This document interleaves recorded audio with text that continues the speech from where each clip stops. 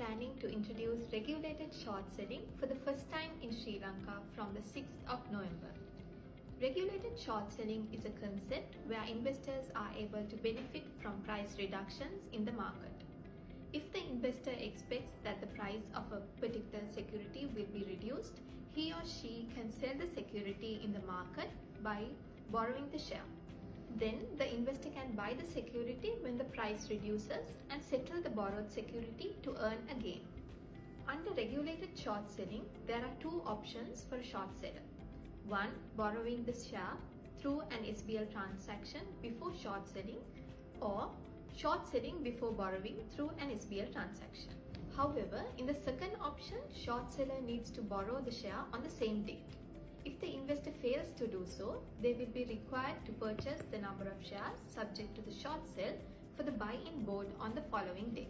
Additionally, a special uptick rule is being applied under RSS, that is, if the price reduces over 10% from the previous closing price, any short sale order from there on should be at least one tick size above the last traded price. At the same time, if the price reduces over 20% over the last closing price, a short sale is not permitted until the price recovers to the threshold. An investor who has a portion of his or her portfolio that is not used for regular trading can benefit from the SBL mechanism by lending that portion to interested borrowers. They can offer the eligible securities to the SBL board for a period of time and a rate of their discretion. If it matches a borrower's requirement, the shares can move from the lender's portfolio to the borrower's portfolio. On the other hand, a borrower may want to benefit from a downward price movement of a specific stock and would borrow the stock to engage in regulated short selling. The SBL transaction only could happen through a stockbroker or a custodian bank upon the request of the customer, and customers are not able to directly transact.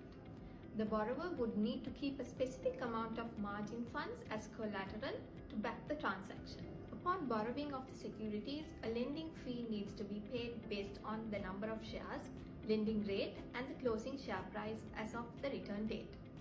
It would be compulsory for the borrower to make the entire borrowed quantity available as at return date. Failure to comply would be penalized. Up to 5% of the issued quantity of an eligible company would be available to be lent. The eligible list of companies will be revised and declared every quarter. The same set of securities eligible for SBL transaction would be eligible for RSS as well.